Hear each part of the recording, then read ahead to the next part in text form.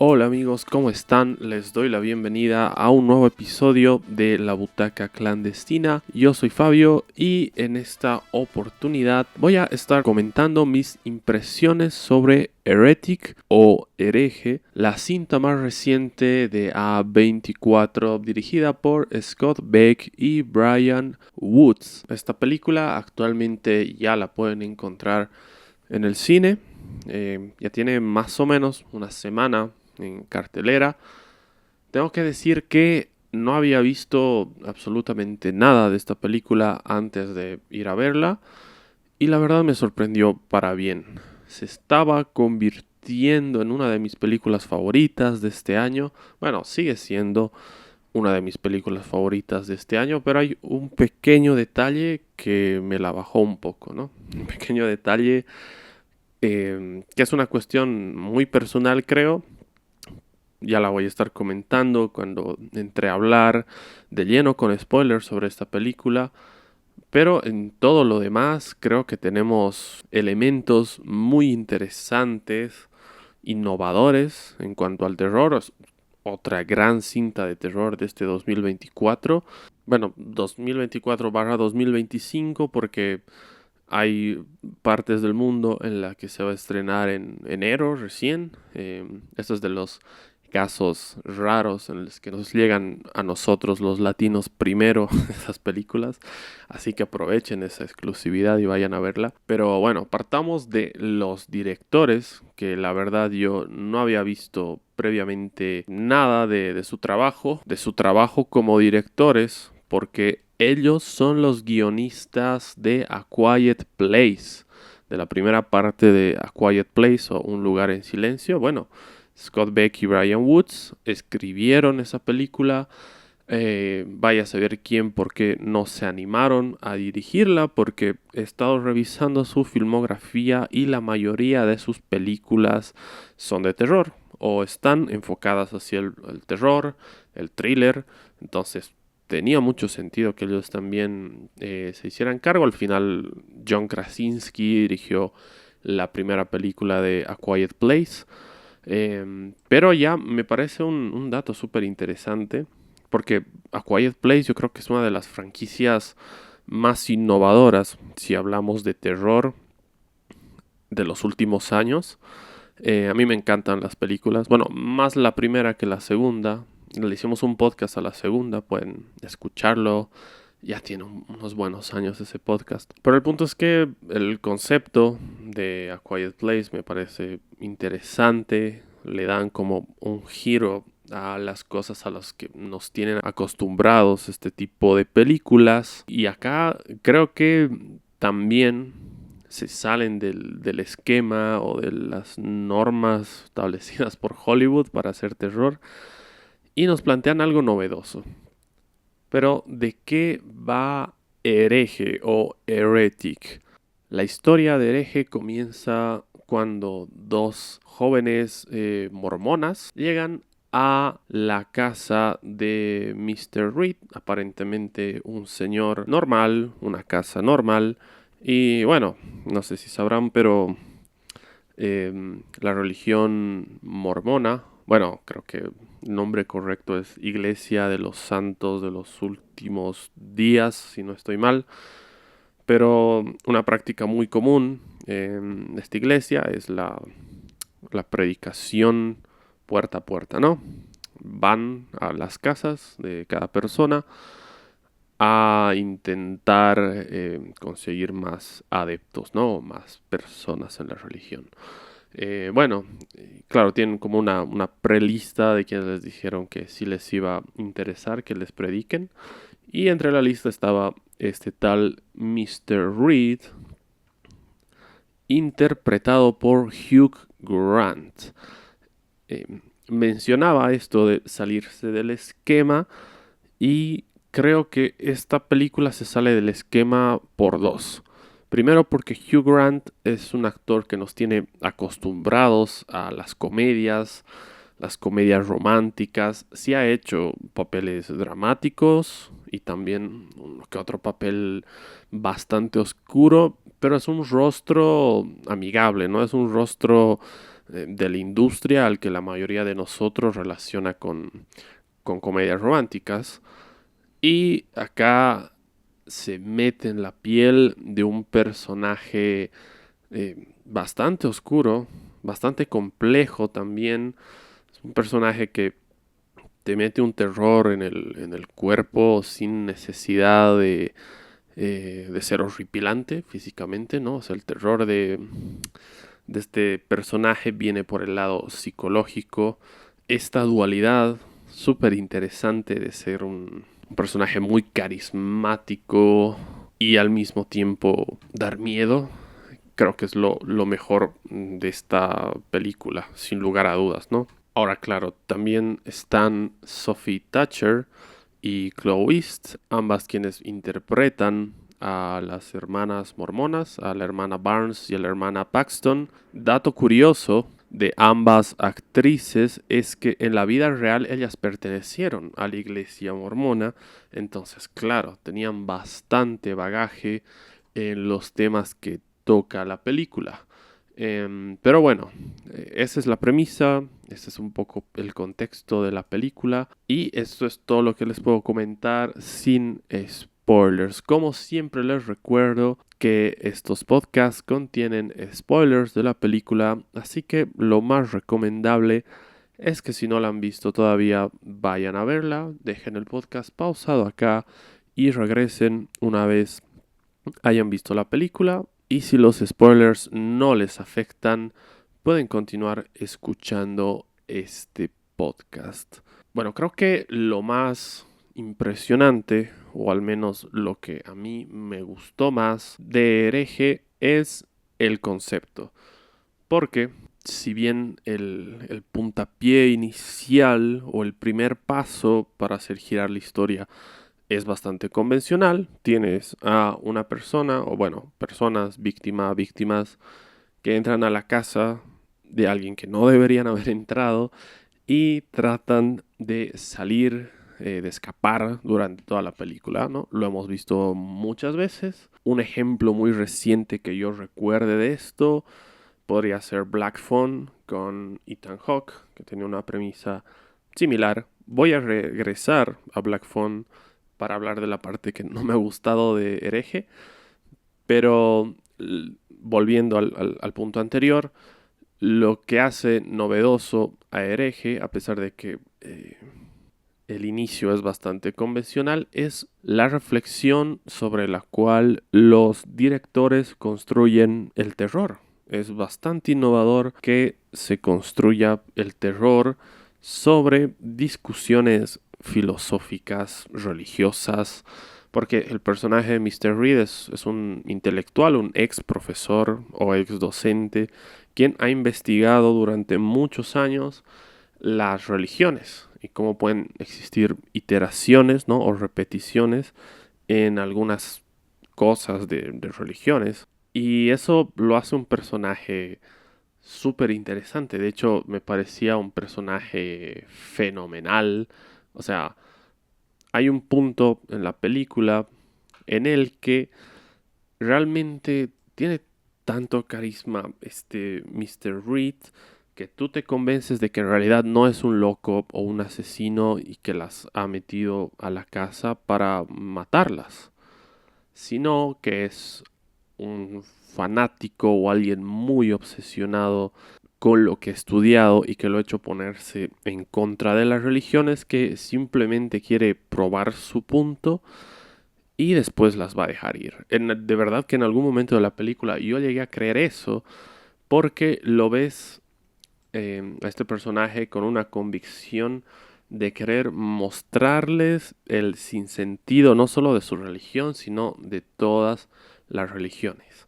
Y eso me parece espectacular. Hay un par de diálogos que tienen una escritura que es perfecta, ¿no? Que funciona como analogía, que funciona como simbolismo, pero que también funciona de manera literal. Las conversaciones entre Mr. Reed y, y la hermana Barnes, ¿no? Porque la hermana Paxton, digamos que al inicio de la película no habla tanto, al final es como que cobra algo más de protagonismo, pero el intercambio que tienen, reflexionando sobre muchas cosas, es espectacular.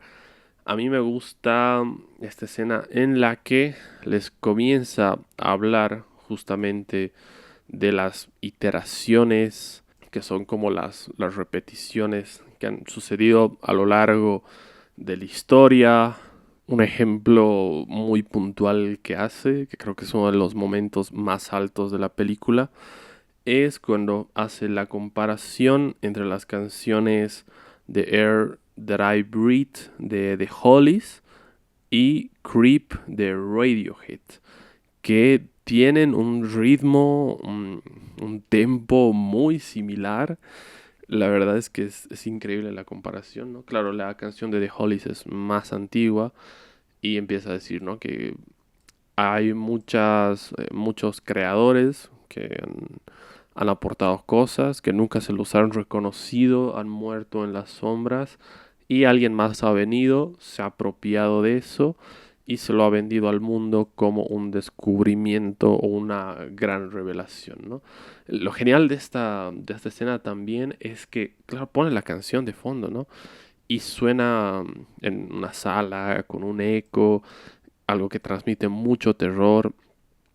El sonido en esta película es fundamental porque la construcción sonora hace que incluso cosas cotidianas, objetos del entorno, se vuelvan terroríficos.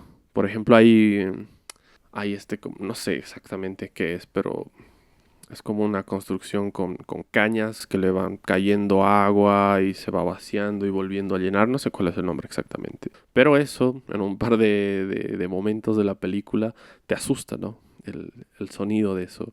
O el sonido de estos temporizadores que tienen en los interruptores para apagar la luz.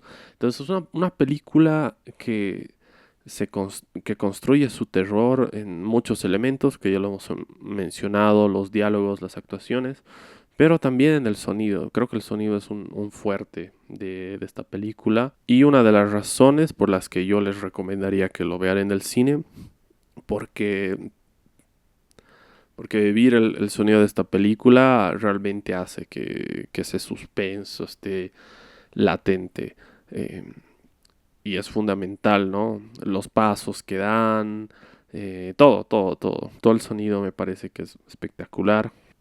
Y Mr. Reed también, el diálogo que les da, eh, sé que, claro, hay muchas inexactitudes en lo que habla, o sea, no todo lo que dice está muy bien avalado, pero gran parte de las cosas que dice sobre las religiones, las iteraciones, es muy cierto, ¿no? En ese punto de la película yo de verdad estaba muy del lado de Mr. Reed. No seré la persona más creyente probablemente, pero claro, lo que les decía, ¿no? Yo llegué a pensar de, bueno, no está, bueno, sí está loco, evidentemente, porque está reteniendo a alguien en contra de su voluntad y eso está mal, pero no es un asesino, es un loquito del centro, buena onda, que se ha planeado ahí un juego macabro para tratar de cambiar la perspectiva de estas personas. Pero resulta que no. Resulta que sí tenía planeado asesinarlas, sea cual sea la elección que ellas tomen, porque él les pone, ¿no? Como dos puertas, sigan su creencia o el ateísmo, básicamente, ¿no?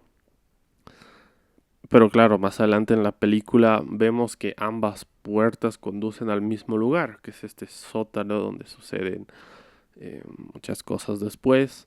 A mí me parece genial también cuando están haciendo las comparaciones entre canciones, lo del Monopoly, ¿no? Realmente te sientes en una clase cuando empieza a hablar este sujeto, ¿no? Y eso es total mérito de Hugh Grant, o sea, porque claro, te dicen que fue profesor en el pasado y la manera en la que le explica realmente es que tú como espectador te sientes como en una clase. Da un ejemplo del Monopoly, digamos que la persona que lo creó terminó en la miseria, la compañía se lo apropió, hizo 1000 versiones y comparan. Hay una versión de... Claro, sabemos al día de hoy que hay 1000 versiones de Monopoly, ¿no? De todas las franquicias que te puedas imaginar. Películas, superhéroes, personajes de la cultura popular. Hay Monopoly de todos los gustos. Y hay una versión de este pintor, que siempre se me va el nombre, este pintor de los memes que tiene un afro, ¿no? Y está frente al lienzo. Y siempre dice, ¿no? Que la vida es igual, que tiene los contrastes altos y los bajos. Ya deben ubicar quién es. Y en la película muestran una versión de Monopoly de este pintor. Y Mr. Reed les dice, mira, tu religión es esto, ¿no? Tu religión es esto. Porque él al principio les está diciendo que la religión original o la religión base es el judaísmo y que del judaísmo se han ido como dispersando ahí y modificando los relatos. Por eso yo hasta ese punto de la película era como que, ok, el tipo no está loco, ¿no? Bueno, lo que les explicaba, no es un asesino. Pero después tenemos el giro de que, claro, les hace elegir, ambas terminan en el sótano y en el sótano hay una mujer cubierta que en teoría es una profeta que les va a decir cómo se ve el más allá o cuál es la verdadera religión. Pero en realidad es un plan de Mr. Reed que tiene como 20 mujeres en un cuarto que parece un congelador que las mantiene en ese estado tan crítico y que las va matando y reemplazando, ¿no? Es todo un plan de él para convencerlas de eso. Y bueno, eventualmente hay un primer enfrentamiento donde muere la hermana Barnes, le clava un navajazo ahí en el estómago el Mr. Reed. Y bueno, la hermana Paxton en ese momento decide como, ok, ahora me toca a mí, porque su amiga en algún punto de la película dice, no basta con hacerle daño físico e intentar escapar, porque eso es lo que está esperando. Hay que jugar su juego, que es algo más psicológico, debatirlo y dejarlo sin argumentos. Ahora, acá entra mi única crítica con esta película y quizás la única razón por la cual no va a estar en un top 5 de películas del año. Porque mientras yo la veía, yo decía, uff, esta se va directito al top 5, hasta top 3 me animaría a decir, porque iba muy bien. ¿Cuál es mi conflicto con Heretic? Que no termina de decidirse si va a abrazar el realismo o se va a ir por la fantasía o por lo sobrenatural. Generalmente, cuando estás en un thriller o una peli de terror, se van por uno de ambos, ¿no? O tratan de aterrizarlo en algo totalmente cotidiano, real y que tú puedas decir, sí, he visto en alguna noticia o en algún documental que esto de los exorcismos, por ejemplo, es totalmente verídico. Bueno, o irte a lo fantástico y acá vuelvo a Black Phone, por ejemplo. Black Phone trataba sobre un tipo enfermo que secuestraba a niños y los asesinaba en su depósito o sótano, mejor dicho, ¿no? En la parte subterránea de su casa. ¿Qué sucede en Black Phone? Se abraza lo irreal porque primero la hermana de la víctima del desaparecido tiene la capacidad de ver cosas en sus sueños. Ok, parte realidad, porque yo lo decía en su respectivo podcast, pueden escuchar lo que yo he experimentado de cierta manera eso. Pero parte ficción también porque la chica podía hacer cosas con los sueños que ya parecían superpoderes también, ¿no? Por ejemplo. Ya llegaba a un nivel un poco exagerado. Y también abrazaban la parte sobrenatural porque, claro, había un teléfono en ese lugar donde mantenía secuestradas a sus víctimas, el personaje de Ethan Hawke, y las víctimas comienzan a llamar al chico que está secuestrado y empiezan a darle pautas de cómo escapar de ese lugar.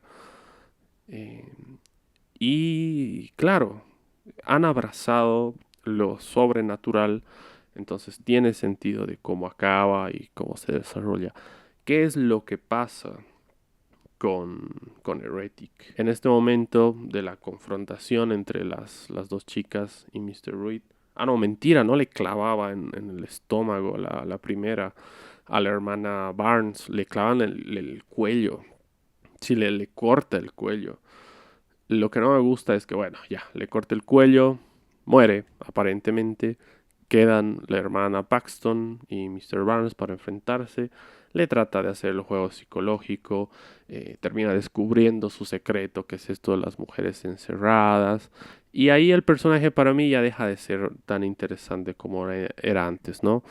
El intelectual que quiere probar un punto se convierte simplemente en un asesino y una persona enferma que más allá de querer probar algo, simplemente está tratando de satisfacer sus impulsos, ¿no? Eso uno. Digamos que ya, eso lo puedo dejar pasar. Ahora, esto de las mujeres encerradas creo que es clave, porque es el punto de no retorno de la película en esto que les acabo de explicar, irse por la fantasía o por algo real. ¿Por qué digo que es un punto de no retorno? Porque aparentemente algo que era sobrenatural se revela como algo ordinario, ¿no? Bueno, quienes han visto la película lo entenderán, pero si no les doy un poco el contexto, tiene que ver con esta narrativa que se crea Mr. Reed para tratar de manipular a las dos hermanas. ¿Qué les dice? Hay una profeta que es inmortal, que ha muerto múltiples veces y ella les va a revelar la verdad sobre la primera y única religión. ¿Qué pasa? Que en realidad sí mueren, pero como están caracterizadas con una capucha, en realidad no están reviviendo, no están matando mujeres y las están reemplazando por otras de apariencia similar para convencerles de su narrativa. Entonces, en el momento en el que la película te dice que no hay nada sobrenatural ocurriendo ahí, que en realidad es un loco que ha encerrado mujeres, la película está abrazando el lado real, ¿no? Entonces yo dije, bueno, se están yendo por lo real porque gran parte del metraje, desde que empieza todo eso de la profeta, tú piensas que están yéndose por lo sobrenatural, pero bueno, ya, se descubre esa farsa y tú dices, ok, la película va por algo real. ¿Qué sucede después? Que para mí ya es el absurdo total. Se están enfrentando, ahora sí, la hermana sobreviviente, la hermana Paxton y el señor Reed. La hermana Paxton igual le clava algo en el cuello a él y escapa. Y claro, no encuentra salidas porque está todo cerrado, trata de buscar. Es medio laberinto, eso me encanta. Hay una miniatura, una mini maqueta de la casa, dentro de la casa, que la observa Mr. Reed, que es algo que de por sí ya transmite terror, ¿no? Que hay una miniatura, una maqueta, un elemento muy interesante. Pero claro, está tratando de escapar, ella no encuentra salida. ¿Y qué pasa? Mr. Reed, a quien le han clavado algo en el cuello, aparece desde otra habitación, o sea, ha recorrido gran parte de la casa con la cosa clavada en el cuello y le mete un navajazo en el estómago. A ella sí, ¿no? A ella sí era en el estómago. Y claro, ambos están en el piso y yo dije, ya, ambos se van a morir. Qué buen final, porque generalmente en estas historias de un personaje retorcido secuestrando a alguien y manteniéndolo en su casa, el final es o la víctima encuentra la manera de engañar al victimario y matarlo con sus propias manos, o aparece la policía oportunamente, justo a tiempo, para detener al villano. Y acá no. Acá el final estaba bueno, que se mueran los dos allá adentro. Eh, claro, un poco descorazonador porque dices, puta, triunfó el mal, pero la vida es así. Pero ¿qué pasa? Eh, ambos están heridos y como ambos están heridos, Mr. Reed comienza a acercarse, como gateando ya con la cosa clavada en el cuello para rematar a la hermana Paxton. Y cuando está a punto de rematar a la hermana Paxton, adivinen quién aparece ahí. Sí, la hermana Barnes, que en la película lleva muerta como una hora, y todos sabemos que no transcurren la misma cantidad de horas en una película que en la vida real. Bueno, debe haber, ¿no? Debe haber películas muy experimentales en las que una hora de la ficción es realmente una hora de metraje de película, pero generalmente pasan días, horas, meses, años en una hora de película, dependiendo de la película. Esta película transcurre en una noche, pero claro, ya han pasado horas desde que la mataron y aparece como si nada, viva, después de que le han cortado el cuello. Y ella termina de asesinar a Mr. Reed y justo después de matarla se muere. No, de matarlo, perdón, se muere. Y claro, la hermana Paxton se queda mirando tipo, "Oh, es un milagro, ¿no? Ahora creo más que nunca." Entonces, eso me la ha matado la peli.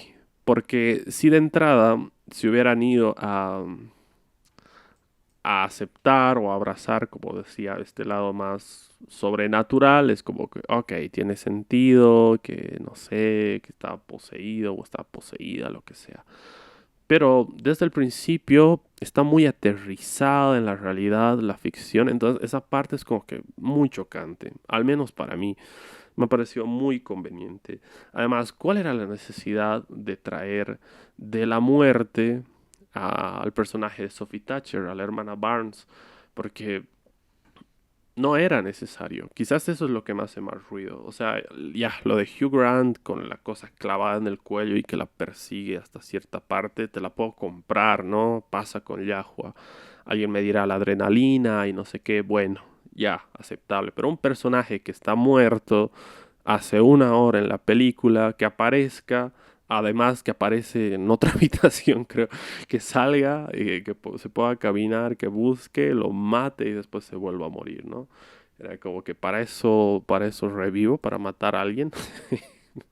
Entonces, eso, eso en serio es lo único que me ha bajado un poco la película, porque la película maneja el terror de manera muy inteligente, sabe en qué momentos darle protagonismo al silencio, porque son esas películas en las que hay momentos de silencios alargados que anteceden a un momento de terror muy potente, ¿no? Entonces, sabe muy bien manejar los tiempos, ha escrito muy bien a los personajes, no solo Mr. Reed, ¿no? Ambas protagonistas, yo creo que tienen un arco interesante, muy bien logrado, porque sobre todo tras la muerte de una, la otra es como que empieza a ponerse en modo supervivencia y eso me ha gustado porque ves ahí la dualidad que realmente tenía, ¿no?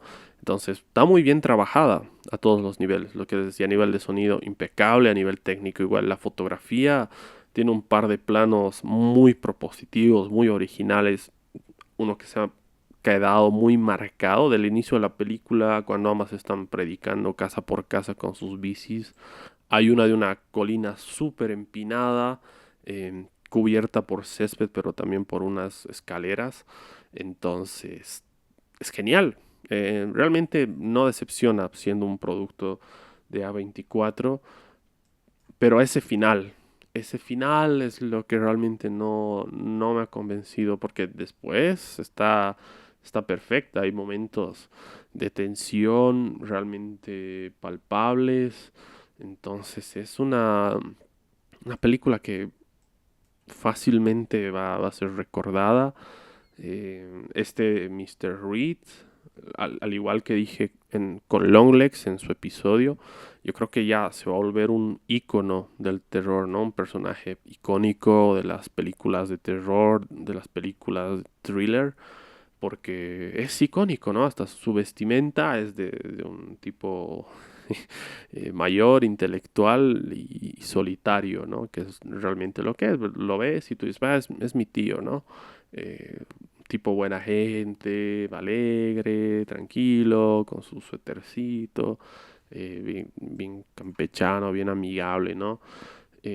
Pero claro, existe ese contraste entre eso y realmente el monstruo que está ahí atrás, que es difícil verlo, ¿no? Por lo carismático que es el actor.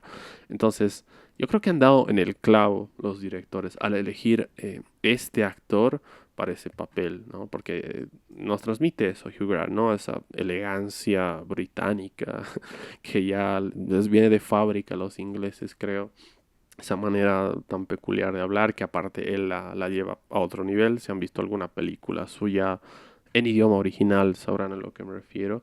Entonces se hace un choque bien interesante con lo que vendría a ser lo sombrío del personaje. Entonces, para mí es una pena que se acabe de esta manera. Después no tengo nada que reprocharles a los directores porque me parece que es impecable. Ahora, no es algo que te arruine la película. A mí no me la arruinó, no salí diciendo, puta, me la han cagado con ese final. Fue como que, qué lástima, ¿no? Pero no es algo que te arruine la película porque la mayor parte les garantizo que van a estar al borde del asiento, ¿no? Sin saber qué carajo va a pasar después. Y es una gran película para que la tengan en cuenta, para que la vayan a ver. Y si ya la vieron, pueden comentarme acá qué les pareció, si les gustó el final, no les gustó el final, o si esas muertes y esas resurrecciones ustedes por ahí le encontraron otro sentido y por ahí les convenció, así que me encantaría saber qué opinan sobre Hereje. Y bueno, hasta acá el podcast de Heretic. Muchas gracias por escuchar esto. Recuerden que pueden seguirnos en todas las redes con @lautacaclandestina. Si estamos en Instagram, en TikTok también. Si están escuchando esto en YouTube, no olviden suscribirse, no olviden darle like a este video. Si lo están escuchando en Spotify, no olviden darnos sus estrellas. Y bueno, si lo están escuchando en Evox, Apple Music, Apple Podcast, Google Podcast o cualquiera de sus plataformas, no olviden compartirlo, seguirnos, que esto nos ayuda a seguir creciendo. Vamos a tener un par de reseñas todavía antes de que se acabe el año. Esta es la primera de diciembre. Bueno, sepan disculpar, como les iba comentando, estoy trabajando en un proyecto que me emociona mucho, del cual todavía no les puedo hablar, pero he sido postergando, he ido cambiando, se han ido haciendo muchas gestiones, pero bueno, esa es la razón por la cual no he estado tan activo y la razón por la cual probablemente no esté activo incluso hasta los primeros meses del siguiente año. Pero no se preocupen que el top de películas y series va a llegar y que también vamos a hacer reseñas de algunas películas y series que he visto antes de terminar el año. Así que quédense muy atentos al canal. Será hasta una próxima oportunidad y espero que estén muy bien. Adiós.